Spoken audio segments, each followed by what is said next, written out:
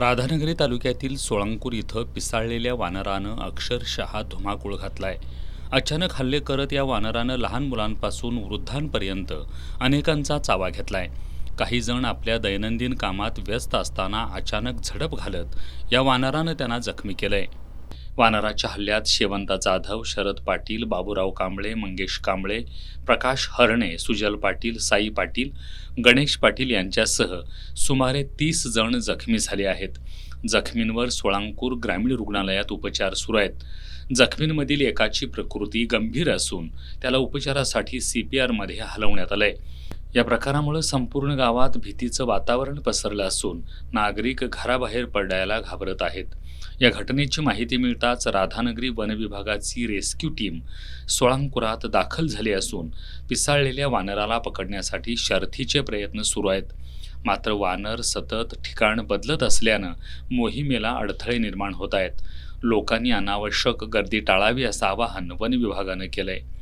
Radhanagari one परिक्षेत्रातील सोळांपूर या गावात गेल्या 2-4 दिवसापासून वानरानं उच्छाद मांडला असून त्याला माणसांना चावायची ही वाईट सवय लागलेली आहे. त्याला आम्ही बॅड व्हायसेस असं बोलतो प्राण्यामधल्या. त्या अनुषंगाने त्यांनी भरपूर साऱ्या लोकांचा चावा घेतलेला आहे.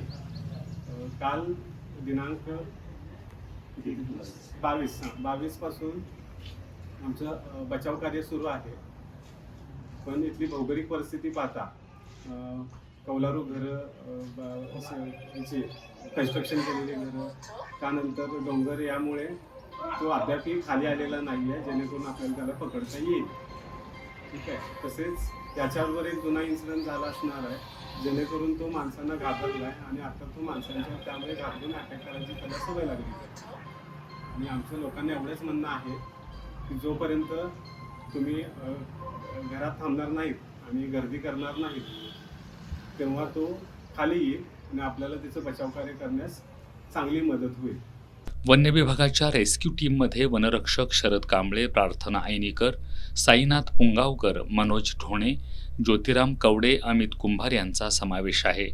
वन विभागानं तातडीनं पिसाळलेल्या या वानराचा बंदोबस्त करावा अशी मागणी ग्रामस्थांनी केली आहे.